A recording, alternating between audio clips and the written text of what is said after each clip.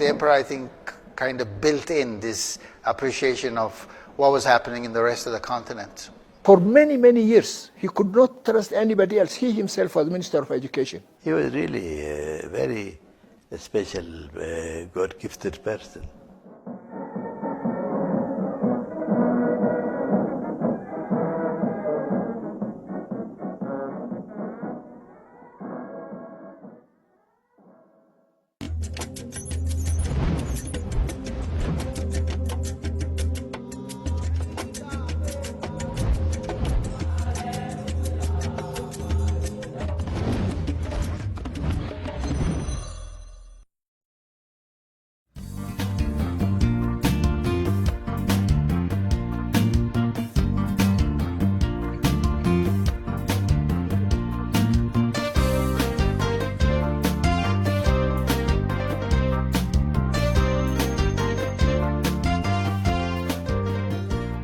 The story of Ethiopia's great monarch,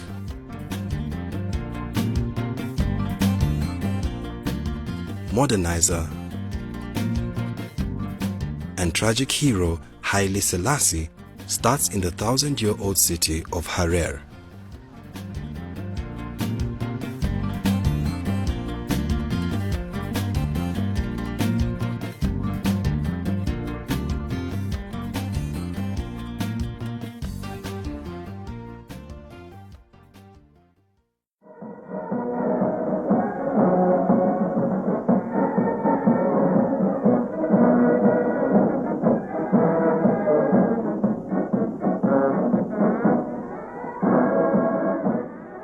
It was here in Harar that Rastafari, as he was known before his coronation as emperor, cut his political teeth. It also serves as a strong symbol of the difference between the ancient but primitive feudal society he grew up in and the modern nation he wanted to build. As a UNESCO World Heritage Site, Harar cannot construct new buildings within the old city's walls. But new buildings do go up outside the old city, and technology creeps in from all directions. So the coming year is holy war. Hopeful, no war, no problems. Jeff Pierce is a Canadian author who has spent 10 years working on a book about the country's war with Italy. In his decade of research, he has interviewed some of the top experts on Ethiopian history. Emperor Haile Selassie, of course, he had a special connection to Harar, and he invested in coffee plantations. He was very shrewd financially, but he was also very politically astute. These were the rules of King Haile-Selassie. So these are medals which are gotten from different countries. Haile Gasho is a tour guide who has taught himself 4 languages and shows visitors around Haile Selassie's honeymoon palace in Harar. That's a very young Rasmussen. Yes, I think. The Haile Selassie's time, actually, I was too young for that, and my family used to mention that he's one of a good leader.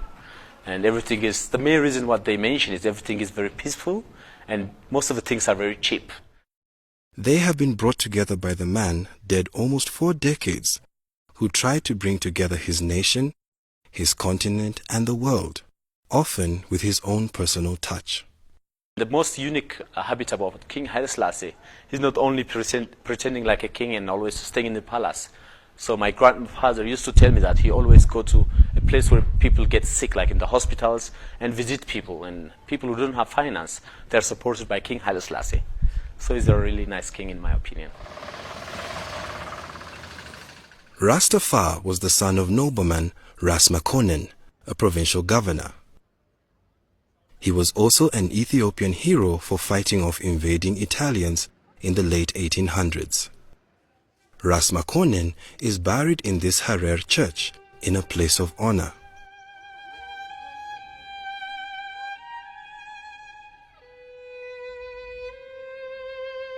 His compatriots who died repelling the Europeans are buried underneath the church.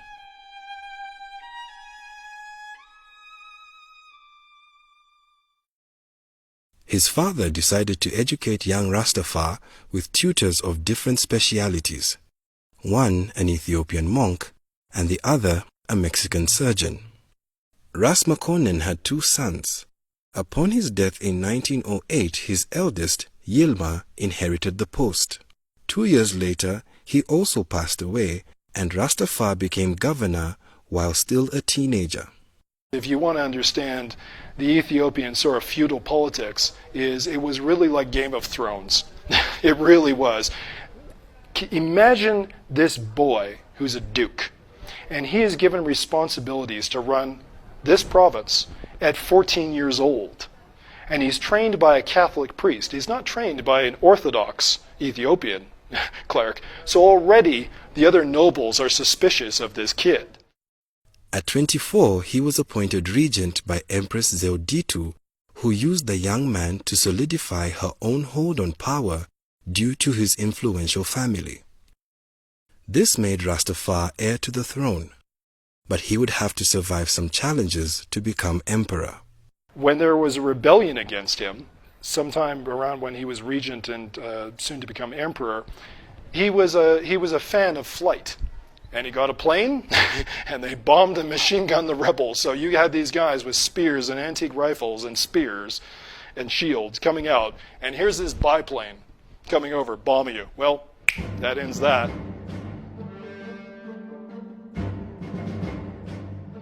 Eventually, the empress passed on, and it was time for him to take the throne. This moved him from Harar through the Ethiopian countryside to the new capital of Addis Ababa. At that time, we couldn't assume the buildings. There are huts, different kinds of huts, and a very big house, maybe one commander of the army.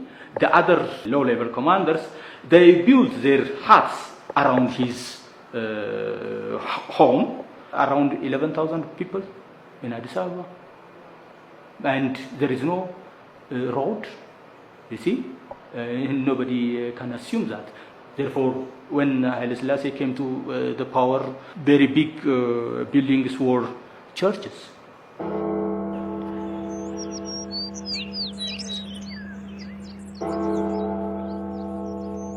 While Addis was still primitive, the new emperor had big plans and decided to build a world-class palace that would impress Ethiopians and foreign visitors alike. This palace also it was built after his coronation in 1934. In 1934, with 800 workers and 8 months.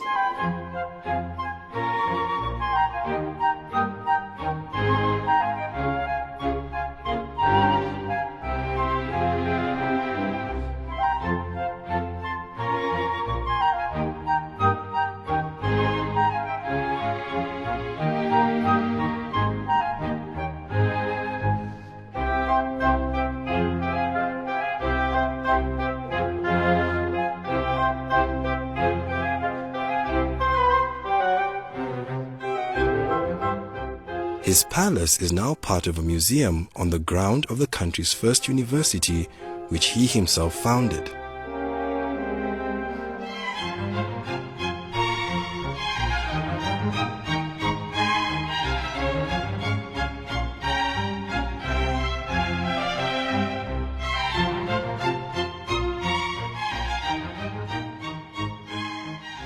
His visits with students showed the early priority he was putting on modernizing education in Ethiopia. He used to visit many schools throughout the whole Ethiopia. He was encouraging students to learn. He was even giving us incentives by giving a small amount of money. He used to give us sweater and so on and so forth. So he was encouraging us to learn. I grew up in in his family's schools. I started with his grandson's school, and then his son, Makonnen, and then went to his another grandson in person. I had the opportunity once or twice to meet him. Haile Selassie wanted young people who could do more than just read or write, who would become diplomats, scientists, engineers, but he had to start with the basics. I think I must have been 7 or 8 years old, and we lined up to meet him, and that's the first time I saw him. And he gave us 50 cents each. and I value that money. That's the money I used to buy the first pencil and the first writing pad. The young emperor's passion for education would eventually bear fruit, but in the early years it was opposed by the nobility that Rastafari had come from.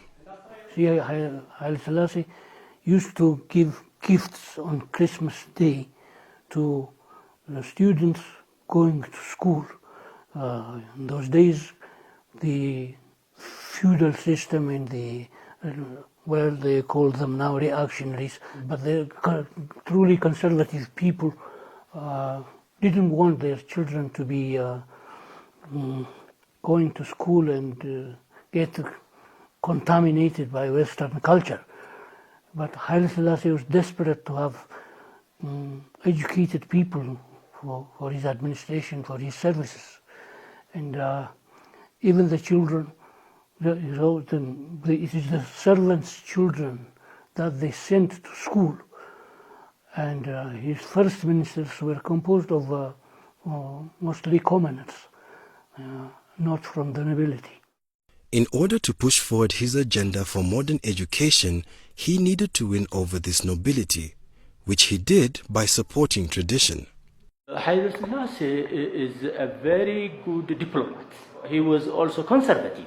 He tried to keep the tradition of Ethiopian people and the tradition of the monarchy, to keep his hierarchy. And he tried also to keep the throne. To unify the country and have everyone support his modern ideas, he would need to earn the loyalty of those from the country's other 80 tribes. Ethiopia is a federal state. There are 83 ethnic groups who represent 83 ethnic groups. Perhaps King Haile Selassie from 3 ethnic groups, Amhara, Oromo, and Gurage or Silde. Therefore, what was the rest? 83 ethnic groups, not easy. 80 ethnic groups, they have their own culture, their tradition, their belief.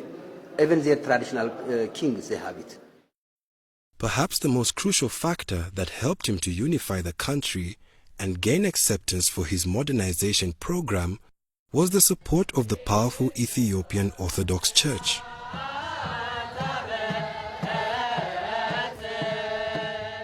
Upon his coronation, he was renamed Haile Selassie, in the Amharic language, Power of the Trinity. As emperor, he became the head of the Orthodox Church, and by tradition had the religious right to rule. Before 1974, just the state and the religion, it was linked. Who coronated King Haile Selassie? By the church. That's why I said it. The churches, because the churches, it was belonging to for the king. He's more dominant. You cannot separate the churches and the kings. And also they have a power. Even also 1/3 of the land, it was belonging to for the churches. Of course, for us, we think he's like God, and he himself did not give us that coin, by the way. It's Abbahanna, his treasurer, who goes out and hands coin, and our eyes are with him. A very short fellow, walking, and that's it. You can imagine at that age, we thought God was on earth. While he was promoting an agenda based on logic and progressive ideas, legend was a powerful tool of the church. It claims a biblical relationship between its monarch and the famous Jewish leader and legendary wise man, King Solomon. The Ethiopian royal line, so Haile Selassie himself, is said to descend directly from the Queen of Sheba. For one, it's very difficult to justify that Haile Selassie was a direct descendant of Emperor Selassie and Queen Sheba and King Solomon. But we simply took it for granted, for we love and respect Emperor Haile Selassie. It was before Christ, 955 BC. And while she was traveled to Israel, and she was a beautiful woman, and she was asleep with him, while she came to Ethiopia, she was pregnant and born Milik first after 9 months and 5 days. While Haile Selassie disavowed the legend to educated friends and foreigners, it was part of the powerful hold he had over the common people.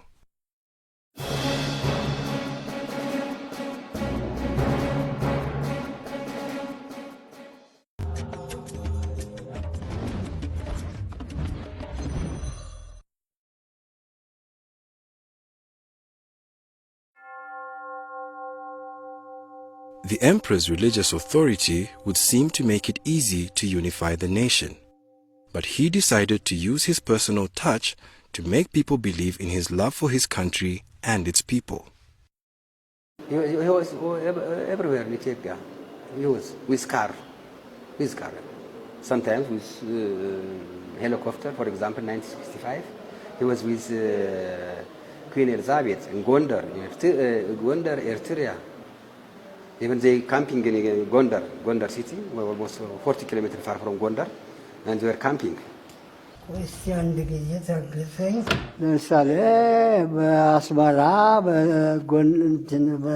በድሬዳዋ፣ በጅማ፣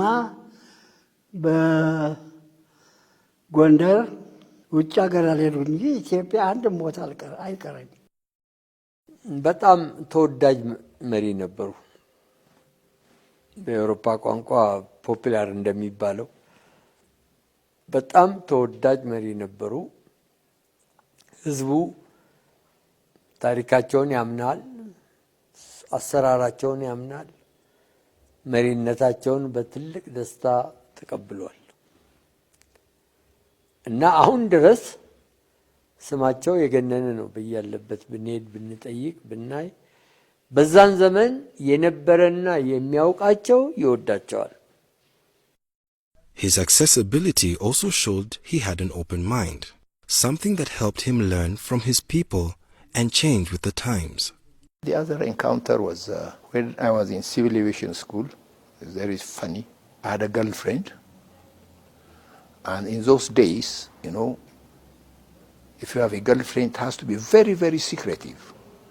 So I was walking her home, and we made sure that we will not encounter her brother. So we took a small alley, and so we were walking, taking our time, chatting, car. And all of a sudden, we heard a small knock on the horn. We turned around. It was the emperor. We saw the flag. I pulled her out, and we bowed. I will never forget it. He looked at me laughing, and he said, "I saw you." These are my encounters, actually. እዛ ሁለት ባዞች ተቋቁሮቹ ቻይና ላይ ያው ህዝብ እንደሚጠራቸው ሀይለስላሴ ናቸው። በእኔ በግሌ ደግሞ ጌቴ ነው የምለው እንጂ የቅርብ አገልጋይ እንደሆነ ጌቴ ልል እችላለሁ። የግሌ ነኝ። While he spent a lot of time cultivating popularity with his Ethiopian subjects, he also courted international favor. He was a famous diplomat, and a lot of countries has a very good relation with him. African countries, Europe, or also America. He was everywhere, almost 2,600 something, 2,600 times. He was visiting 14 provinces during his time. At that time it was 14 provinces. Even he was visiting 167 countries in the world. Occasionally there was criticism. Well, his detractors would say he's going there to have fun. But I'm sure it's for diplomatic purposes that he went. He would go to America, meet Kennedy or Eisenhower. I think he had met them both. I don't think he would just jibe and come back. He would come with programs of aid and projects of one sort or another.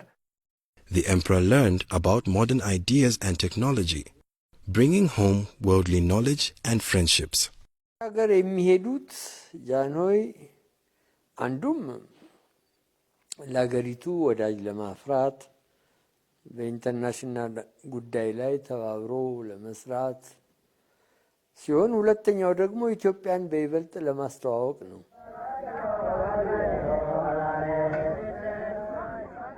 Haile Selassie anticipated globalization, even on the modest scale of the 1930s. In 1923, he signed Ethiopia up to be the first African country to join the League of Nations, the forefather of the United Nations. I decided to come myself to defend the cause of my people before the Council of the League of Nations. I hope that the Council will be good enough to excuse me from reading the whole of my declaration.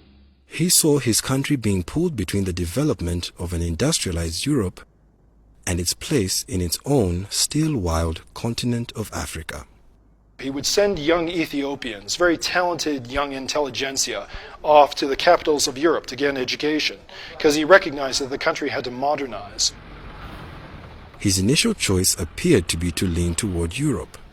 There he mined ideas that would help build ministries, schools, and institutions that were aimed at taking Ethiopia from a primitive feudal state to a modern nation. ቀዳማዊ ሥላሴ አመራራቸው አስተዳደራቸው የተመሰረተው ኢትዮጵያን በዘመናዊ ስልጣኔ እንድትጠቀም ለማድረግና በአዲስ መልክ ለመምራት ነው። In 1931, he became the first absolute ruler to voluntarily write a constitution, which established a judicial system while still keeping most of the power of government in the emperor's hands. Until 1974, he shows different kinds of developments in the country. We couldn't deny these kinds of changes. The first constitution written in his monarchy time. The second constitution also improved by his power time. He tried to bring Ethiopia to civilization, to civilize the society, but how far he tried to bring this country, it has its own limitation. And Selassie was highly interested to have many modern scholars in Ethiopia to bring fundamental change in terms of civilization and development as well. His early efforts to modernize his country through education had only 6 years to progress before tragedy struck. In 1936, fascist Italy decided once again to be the first European colonizers of Ethiopia. The entire world was fascinated by this war. It was on the New York Times, it was in the London Times. 20,000 black Americans were marching in Harlem over this war. There are battleships in the Mediterranean about to go to war with Italy over this war, and it was a precursor to the Second World War. It had a huge impact on world events. The emperor tried to use his connections to head off the Italian attack. He delivered an impassioned speech to the League of Nations, pleading for the world's interference.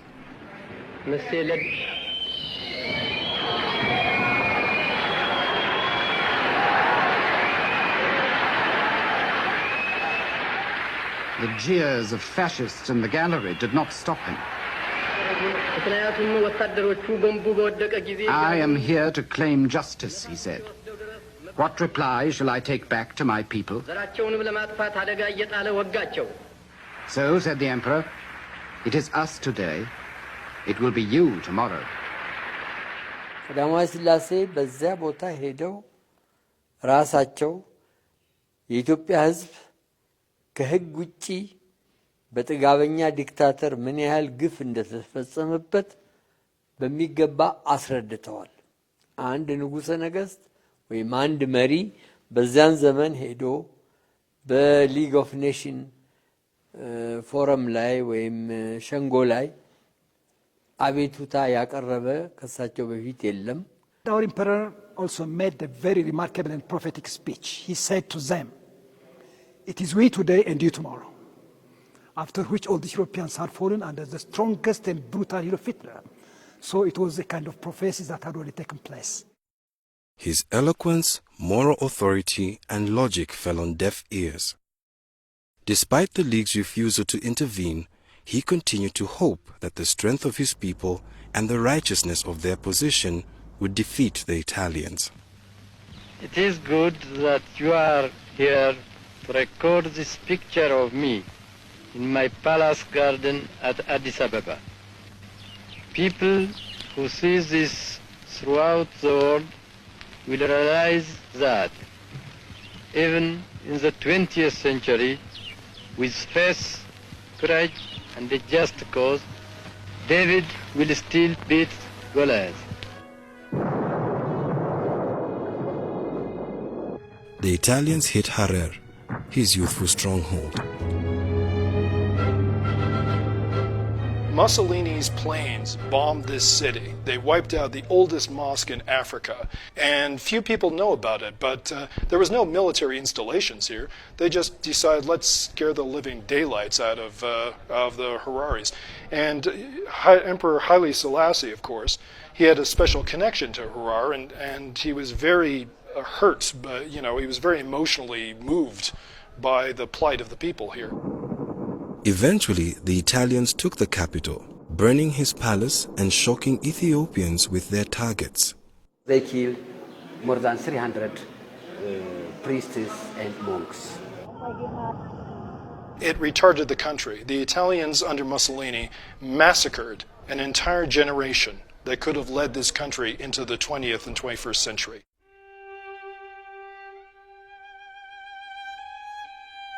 Haile Selassie went into exile in Bath, England in 1936. He nearly died there practically of pneumonia and sickness because it was so cold, he wasn't used to the climate. He came back here, and I believe it affected his character deeply, that he was never going to give up control and never going to divest control to other people. For 5 long years, the emperor suffered in tough conditions, in damp cold weather until 1941. Once the Italians were chased out by Ethiopian freedom fighters operating from the countryside, he was welcomed home to reclaim his throne and once again try to unite and modernize Ethiopia. We had the most difficult time with him when the Italian invasion, for example. Ethiopia has never been invaded by any enemy. It's been always free land, the freedom fighter, and its people defended their country. 5 years was in his time. And he was lucky enough to actually regain the freedom and helped many of the African nations to get their freedom too. And so he was really a very special, God-gifted person. But his time away from home had given him some valuable perspective, and he would return with a plan on how to build a new Ethiopia and how to try and empower Africa so it could look after its own.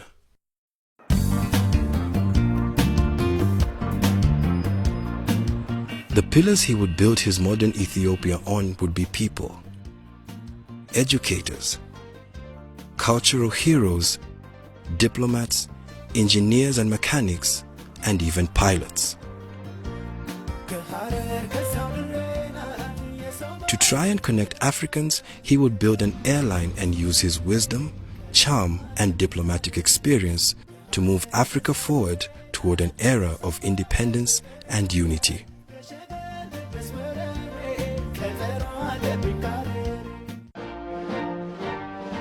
After independence, he really wanted to modernize this country, this nation. When the AU was established in 1963 and black and white television was introduced for the first time, so it was a very exciting time. He allowed us to visit the palace here in front. The general populace worshipped him.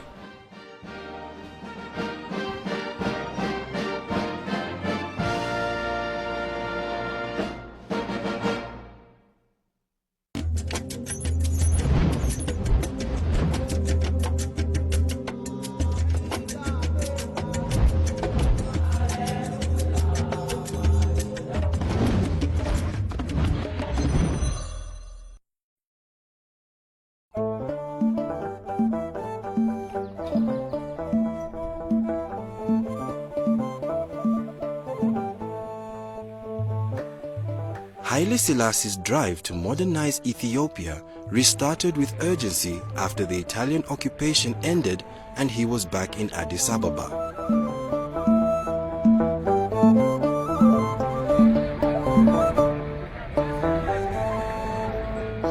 alone again.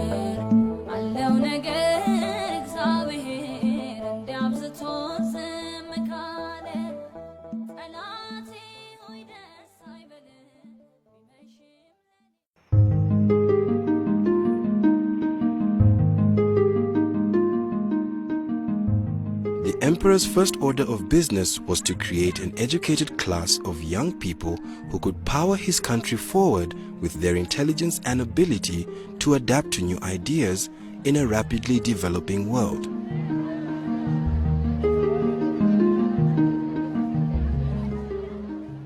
He started with 2 schools, one for secondary students and one for university pupils. He made education his priority. As a matter of fact, for many, many years, he could not trust anybody else. He himself was Minister of Education. For many years. He took it in, I tell you, this is why he used to come in every boarding school. He was like our father, bring fruits and so on. እና በትምህርት በኩል በተለይም ራሳቸው ከ20 ዓመታት በላይ የትምህርት ሚኒስትርነቱን ስልጣን ይዘው አገሩን ይመሩ ስለነበረ ትምህርት ሚኒስቴርን ይመሩ ስለነበረ ብዙ የትምህርት ወጣቶች አፍርተዋል። Today there are hundreds of secondary schools throughout the nation and over 150 colleges or universities. So this was really something that in different subjects he was always interested in seeing, helping people and education and so on. He was the Minister of Education himself to educate all of us actually, to bring us to this level, unless we forget whatever he has done. So they are his products, I would say. From 1855 up to 1974, yes? This is the modern history of Ethiopia. Is that clear? Haile Selassie's crusade to create a brilliant team of young achievers helped steer his nation to where it is now. Modern education is his legacy. The other thing is that not just education, but excellence in education. He quickly grew local educators to replace foreigners. And here was a place to start his Pan-African leadership. In 1958, he invited 200 African students to Ethiopia to study at Haile Selassie University, now called Addis Ababa University. He wished to transfer his dream of modern education to the rest of Africa, but he also saw the need to engage others to promote Ethiopia's role on the continent. By bringing European diplomats, scholars and tourists to Ethiopia, he also saw a way to increase his countrymen's exposure to new ideas and develop international trade partners. But he needed to make sure they appreciated his nation. This is your first ambassador in Ethiopia. So he turned to some of the young Ethiopians he was building his contemporary society on, including Habte Selassie Tafese. Oh, I could see him any day. He was very kind with me. The emperor sent him off to Germany on Ethiopian Airlines' first flight there. He came back with some ideas on tourism. That was the first inaugural flight, Ethiopian Airlines to Frankfurt. Big deal. And in the process, the Germans were talking about tourism. The emperor instructed him to get a tourism operation going. The emperor called me. He said, you have to do this job. I said, Your Majesty, I know nothing about this job. He told me, try. That reward I remember. Try. It's like an order. Camouflage order. So I said, okay. Haile Selassie was always helpful in the efforts to impress foreigners, dignitaries, or ordinary tourists. If I go there, I tell him I have tourists. He said, bring them. I bring 10, 50, 30 tourists to him. He orders champagne. He orders tej. He gives them to drink.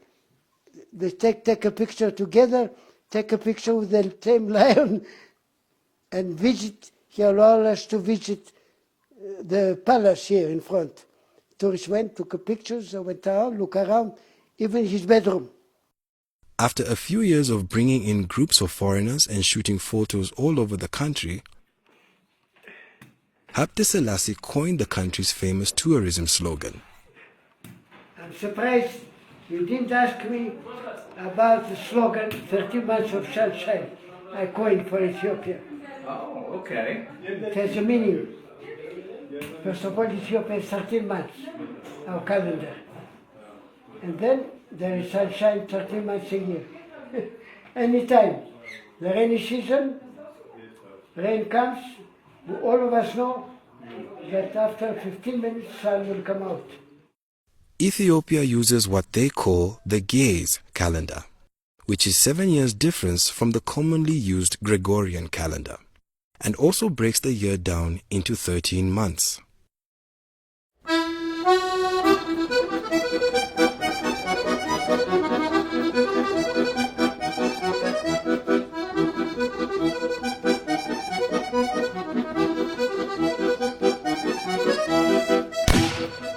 Another area that enjoyed the emperor's personal touch was culture, and in particular, theater.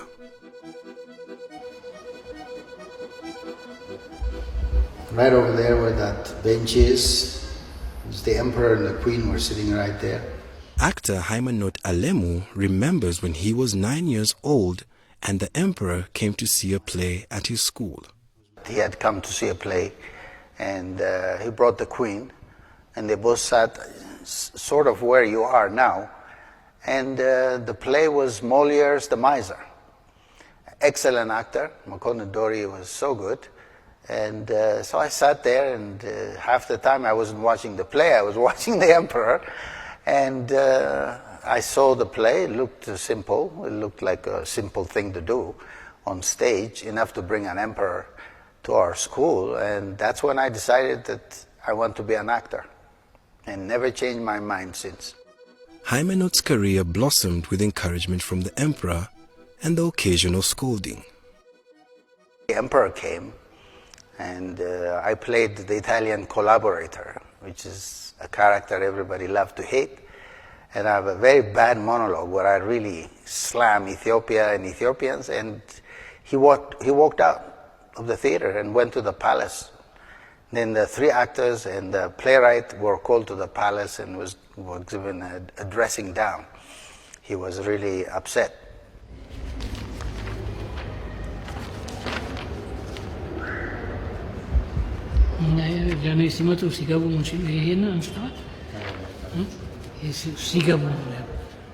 Tesfaye Gassese was also fortunate to have the emperor take notice of him. He was training to be a lawyer when Haile Selassie caught him performing.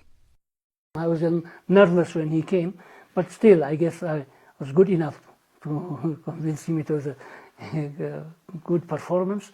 Called me in the morning to his palace, gave me his watch, asked me what my plans were. I said I'm going to go and study law. He said, I asked the minister beside him, how many students are going to study law? I think he answered 12. 12? Oh, that's quite a lot. So we have very many lawyers under training. We need someone in the theater. Yeah, I said, they're the administrators of the theater, the managers and directors were white people. They didn't speak Amharic, the local language. And so he needs Ethiopians to replace them. So he said, it was a sort of an order, you go and study theater. I graciously accepted it, and I don't regret it at all. I'm very happy with the profession. And he ended up as the manager of the National Theatre, as well as starring in countless performances. His favorite was Hamlet. I played Hamlet also for the emperor. That's another great play. That was the first Hamlet. I had were what we call first Ethiopian premieres by our later on prominent playwrights, were staged by me.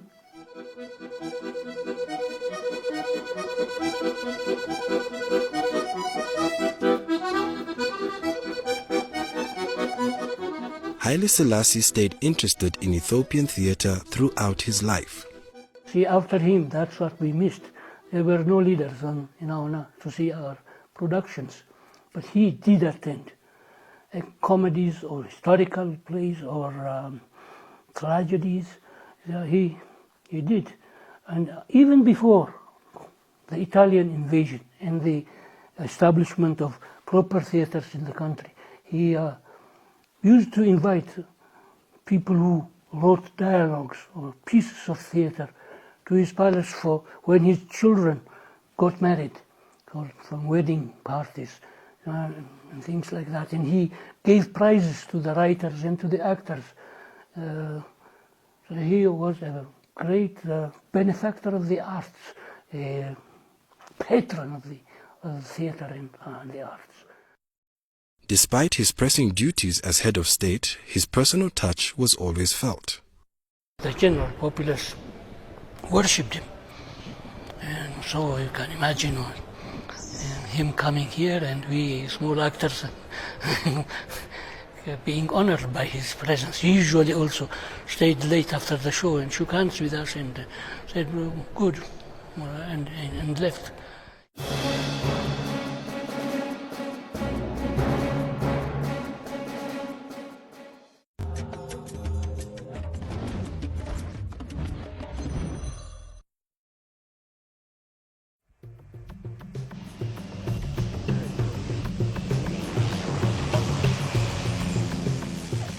After Ethiopia suffered at the hands of the Italian Air Force during the 1930s occupation, one might guess that the emperor might have wanted one of his own for defensive purposes.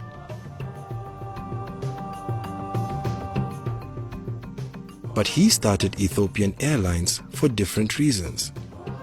Number one was to connect his own country, which has very difficult terrain to cross. See, this is where I really caught the emperor's wisdom. After independence, he really wanted to modernize this country, this nation. And all the provinces were far apart. And he knew the only way to connect these provinces would not be possible by road, because of the mountains and the terrain, it would be damn expensive. So he chose airplanes, and that succeeded.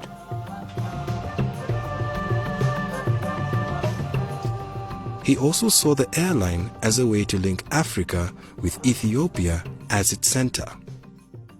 ጃንሆይም በስልጣን በነበሩበት ዘመን ለዚህ ለኢትዮጵያ አየር መንገድ ልዩ ትኩረት ሰጥተው ልዩ ክትትል ያረጉ በየጊዜው የሚለማበትንና የሚሻሻልበትን መንገድ ከፍተውለታል. And that really put the nation together. And gradually we wanted to extend this to the rest of Africa. And also we were very, very sure in the planning that since we are far apart from the rest of the world, we have to be independent. So we started our maintenance right away. While the early days at Ethiopian Airlines were tough financially, the effort paid off in more ways than one. The OA was started. There was no other flight than us connecting the nation. And I remember, I forgot the date now, IATA came up. But before IATA, every airline used to pay the tickets he wants to sell, whatever price he wants to quote. Then IATA came, prices were regulated. All major airlines of the world were broke. Ethiopian Airlines made money.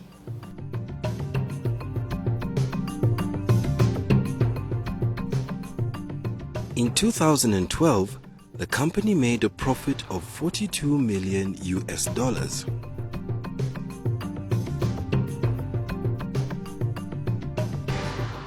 Connected to the rest of the world and Africa by air,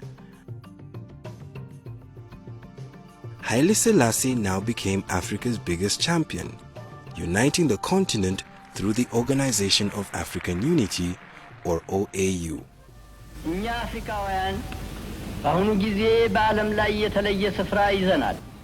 He wanted to move the continent forward in terms of trade and security to help everyone progress. He saw an opportunity to lead a post-colonial Africa from Addis Ababa, to show them how a modern independent African nation could achieve great things. Ethiopia has never been occupied, by the way. For 5 years, Italians say were their colonies, but they were able to monitor only the towns.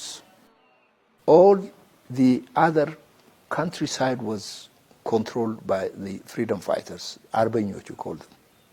And because of that, because our independence for centuries, we felt responsible to lead the rest of Africans, to come to that standard. Because they are new. They do not have actually governments like us in history. There were 33 leaders of the African nations, which are united for the first time. And this was his luck. And he's regarded as the father of the other African nations as well. Many of Africa's independence leaders went to the emperor for inspiration, advice, and even material support. Such men as Kwame Nkrumah, Jomo Kenyatta, Julius Nyerere, Kenneth Kaunda, and even Nelson Mandela. Many of them, they were really giving him recognition for what he has done. And we had like Kenyatta and many others, like Nkrumah. ዛሬ በሰፊው ይነገርላቸዋል፣ ታውቆላቸዋል። እሳቸው የአፍሪካን አንድነት ለመመስረት በዚያን ዘመን ከነበሩት መሪዎች ጋር እየተነጋገሩ እየተስማሙ በአዲስ አበባ ከተማ ላይ ከፍተኛው ስብሰባ እንዲደረግና የአፍሪካ አንድነት ቻርተሩ እንዲፈረም ያደረጉት እሳቸው ናቸው። We had a good appreciation about Pan-Africanism, and eventually when the AU was established in 1963 and black and white television was introduced for the first time, so it was a very exciting time. So it's, the emperor, I think, kind of built in this appreciation of what was happening in the rest of the continent in our young minds.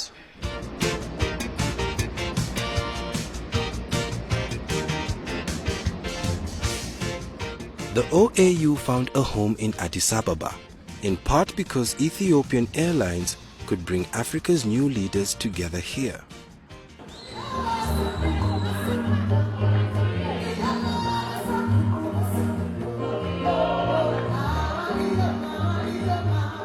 Having just celebrated its 50th anniversary and now called the African Union, the organization boasts many achievements.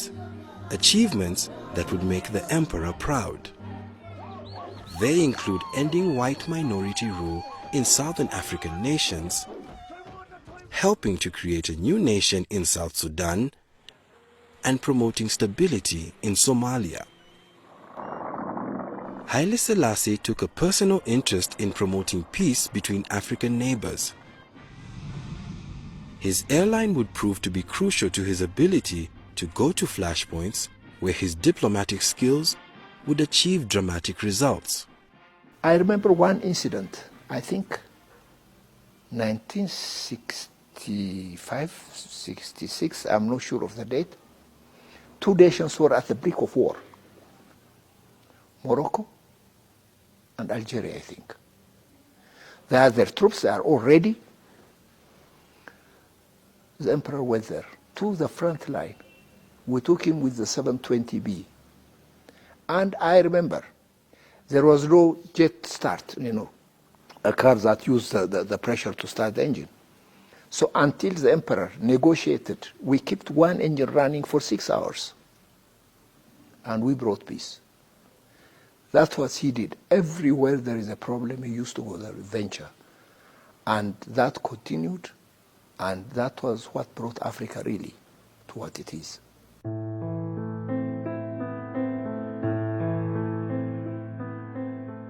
His jetting off to solve other people's problems didn't keep him from paying attention to his own family. With 6 children from his wife, Queen Menen, Haile Selassie had a large family to be concerned about. He wrote about how he handled his families, how he related with his wife, and their different social advice. Based on that advice, he wrote to his son. This is my dear wife with Anos, with her grandfather, Majesty Selassie. Various family members held positions in provincial governments, such as his grandson-in-law, Prince Mengesha Seyum. He was a far-sighted person, and it was very easy for him to understand us whenever we brought problems. Of course, as a minister, I was one who was very near to His Majesty. But he didn't let his relatives take outsized positions in his administration or lineup of advisors. His የራሳ ቤተሰቦቻቸው በስራ ጉዳይ አይገቡ።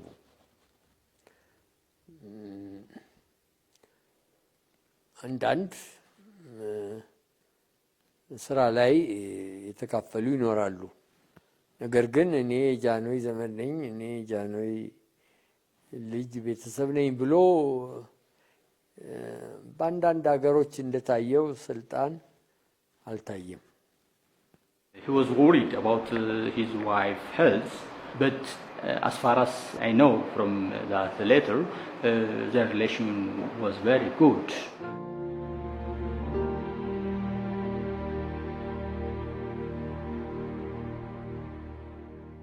In the 1960s, his family would feel significant pain with the death of Queen Menen. It was a loss that the emperor would feel at home every day. Aware of his own mortality, he kept a thorough exercise regime and a consistent diet. He had an exercise, he had some weightlifting, everything. He was in good shape. ጠዋትም ያው ልክ 2 ሰዓት ይነሳሉ፣ ቁርስ ይቀምሳሉ፣ ጁስ ጧት ጭማቂ ጁስ ይወስዳሉ። በቃ ከዛ ቁርስ በሉ ችንታል ጦስታል ዳቦ ተጠብሳ ያችን ቅጭቅጭ ያደረጉ ቡና ወተጠጡ በቃ። Perhaps at this time he was too focused on building industries and relations with his neighbors. He didn't hear the drumbeat of socialism's growing popularity across the world, in Africa and at home.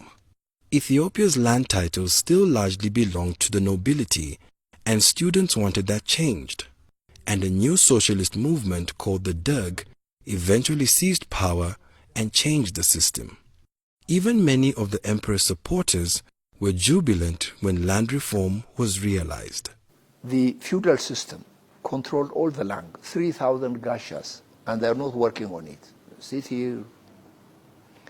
So we're eager to see that. In fact, there was a demonstration way back, the University College. Meret Larashu was a slogan. Let land go to the tiller. Although I had a lot of land, I lost 3 gashas of land. But I want it gone, because I'm not there, I'm not farming. So when the Derg came and announced that one, me and my brother-in-law, 8 hours we have been jumping around Addis Ababa, being happy, because that was justice. It must have stopped there. But things continued. You know, we're not politicians, we're just, that was the idea, being fair. But the new regime would target the monarchy. We knew that they arrested him. He was somewhere around us, because they kept records there. They brought all the records, they looked, nothing, my name, nothing I got. Otherwise I will not be alive now to talk to you. Haile Selassie's family members either fled or were jailed, as many were associated with his regime. My wife and my mother-in-law and Princess Saragdao, the other princesses, the 4 sisters of my wife. My wife was caught, and I went to Sudan instead. So I became the freedom fighter there, and while the other families have been detained here for 14 years. I was 8 years in prison with 56 counts, and stayed 8 years there. The first few days, they came in, they said, we'll judge you according to a law.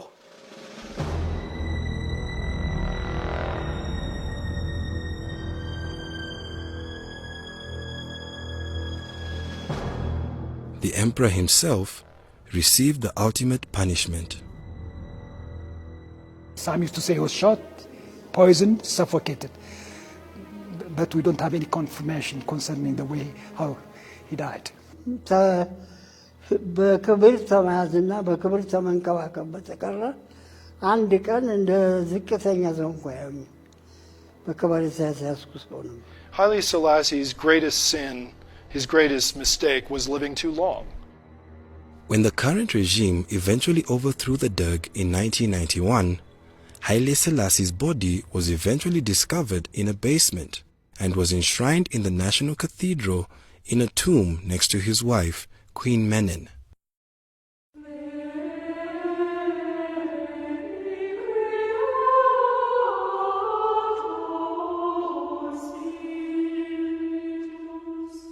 Here we have 2 historical tombs. This one belongs to Emperor Haile, and that one belongs to his wife, Empress Menen. She died of natural cause 50 years ago. Gone but not forgotten, people will continue to look back on the remarkable life of Ethiopia's modern emperor.